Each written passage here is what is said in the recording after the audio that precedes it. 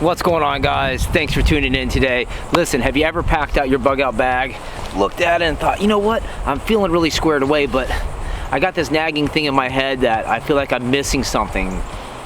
Thinking like, what can I tweak, what can I customize to extend my survival timeline and make my life just a little bit easier in an already stressful survival situation? Well, of course, if you've packed bug out bags, thought about bug out bags, or anything along the lines of 72-hour packs, you've had those same questions, those same thoughts, and those same concerns, and listen, I'm right there with you. That's why I've trained extensively over the years to build out a 72-hour kit that makes sense, doesn't weigh a metric ton, and conforms to the 5 C's, and then beyond that, it's designed and configured for the location and the scenario that I plan on surviving and getting through. So, in this video, I'm going to break down 10 items to add to your bug out bag, customizations that for me make a ton of sense, and some items that, honestly, I just don't see anybody else covering. Things that are just basic to me, like, hell, dude, where in the heck is your sanitation kit? So we're gonna go ahead and cover all those items and a little bit more starting right now. So stay tuned. Up first, number one is the rain cover. Obviously, waterproof your pack, protect it from the elements, but you can also use that rain cover to change camo patterns from a coyote tan to the multicam or whatever pattern fits the environment that you're stepping into. Then also, another thing I like to do with the rain cover is when I arrive in an area where I want to set up my shelter, obviously I have to unpack my gear before I can get that shelter up. That's usually what happens. So I like to just throw the rain cover down on the ground, dump everything in that rain cover, thereby keeping it off the ground if it's wet or dirty, and then proceed to put up the shelter. And then once the shelter's up, I can distribute everything throughout the shelter. And then also, finally, a tip I got from one of my friends across the pond, you can use the rain cover as a water collection option. Hang it from a tree and just let it fill up, or hell, you can just set it on the ground and let it fill up with water, and there you have another option for water collection aside from your traditional canteen or water containers.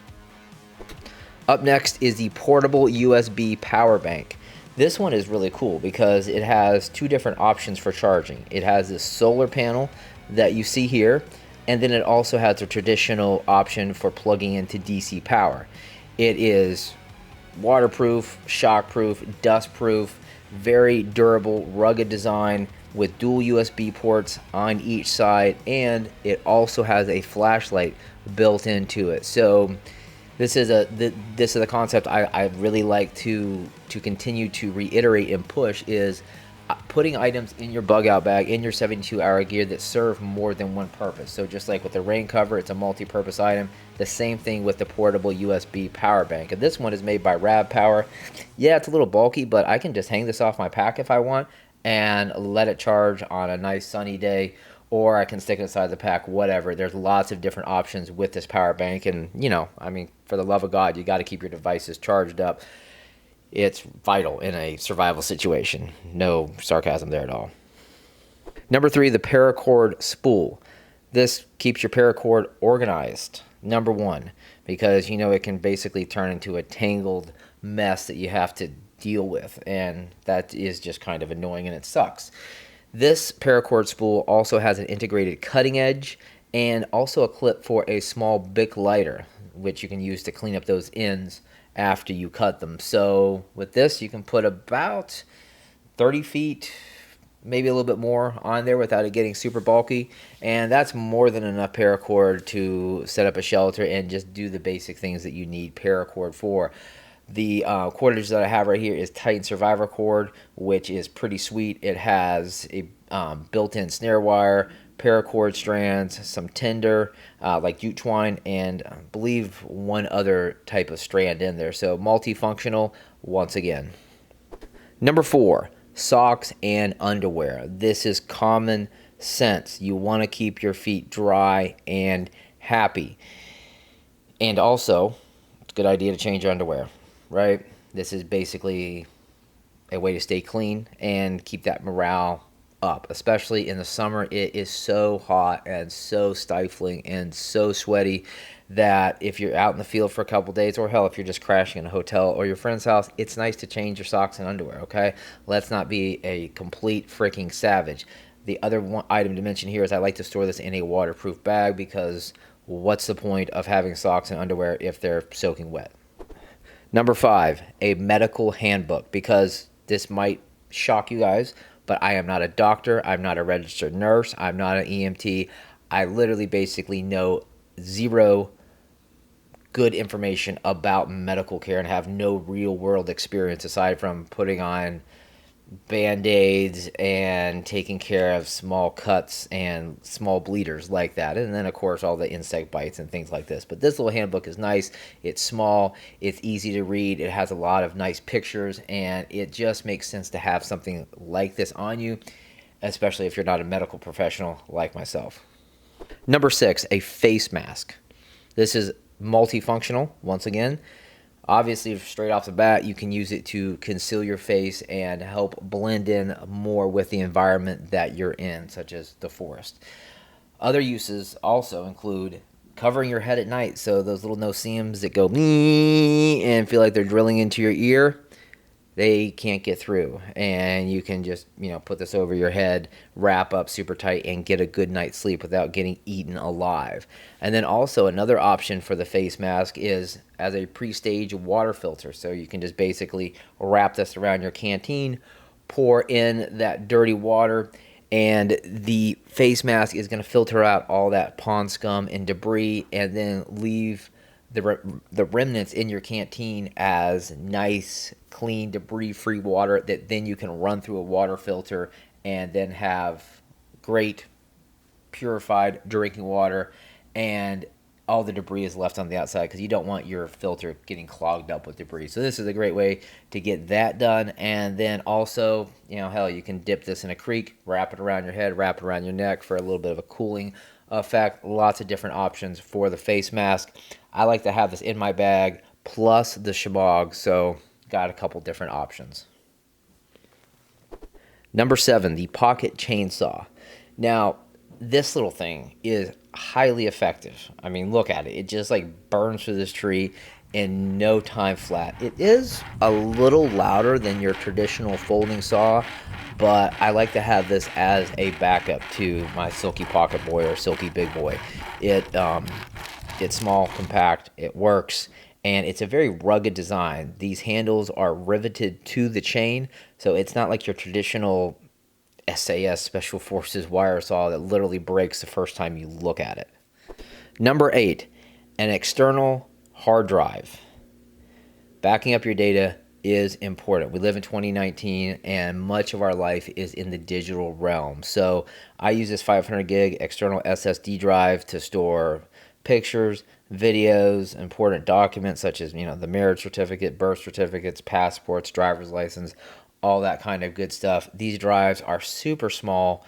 They cost next to nothing. I think this was like $60. And if you guys know anything about external hard drives, if you think back 10 years, a drive of this size with this much storage and solid state would literally be unheard of. But nowadays, they're dirt cheap, they're solid state, and they're 500 gigs. So you can't go wrong. Back up your data, throw it in your bug out bag, and have that available to you as, like if your house burns down or you can't come back home or whatever the case is. You want to have a backup of your data, guaranteed.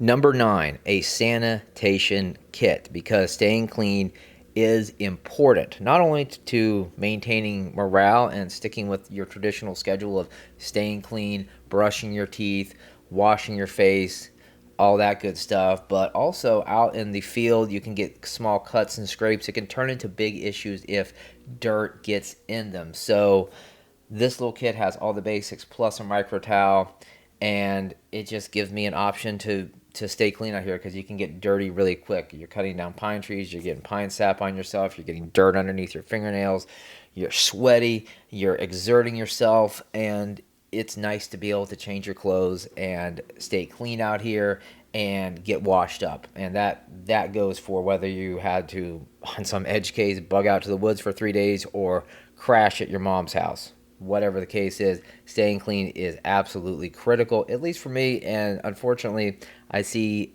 almost nobody showing a sanitation kit. Maybe it's just implied when they do their videos and showing off their 72-hour gear, but I want to make it a point to say that you absolutely need a fully fleshed out sanitation kit. I'm talking a little bit more than just toilet paper. And finally, a collapsible water container. This one takes up absolutely no space. Once it's filled up, I can hang it on the outside of the pack if I prefer. If I got room, I can toss it on the inside. And what I use this for is primary collection of dirty water, so I don't foul up my primary drinking container with nasty water. So, you know, I fill this up and I run it through a pre-stage filter or whatever the case is, and then I get that water into my canteen and then filter it from there. So having the collapsible water container in combination with your primary drinking option, whether that's a canteen or large water bottle, is an absolute must for the 72-hour kit. Okay, so that is 10 items to add to your bug out bag to make sure you stay clean, you stay hydrated, and you make sure that device is charged up, because the most important thing to remember in a survival situation is, for the love of God, you've got to be able to check your social media feeds, right? I mean, if you're not able to take pictures of the shitty situation you're in and post them on Instagram, then your life is basically worthless. So you guys are probably doing a little different than I am. You guys are probably tweaking things a little bit different based on your training. So hit me up in those comments and let me know how you guys are getting the job done out there.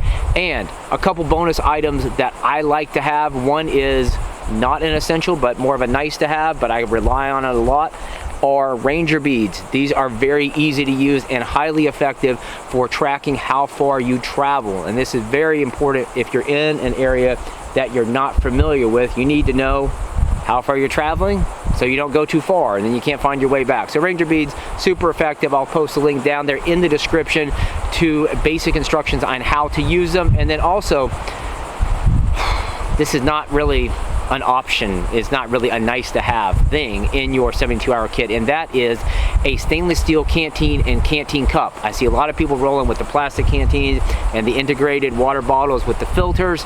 In my opinion, the stainless steel canteen and canteen cup with like a Sawyer Mini or something like that is an absolute essential, because with the stainless steel canteen, I can boil the water directly in this. I can just put that right by the fire and sit back and let my water boil, and you absolutely cannot do that with any sort of plastic container. And then secondly, the cup is obviously great for cooking up your food, boiling water as well, and just having some sort of option for eating food out of. So stainless steel canteen and canteen cup. If you don't have it, make sure you hook that up. Check out Self-Reliance Outfitters for their Pathfinder cook set. And that's all I got, guys. Thanks a lot for watching, and I will see you in the next video.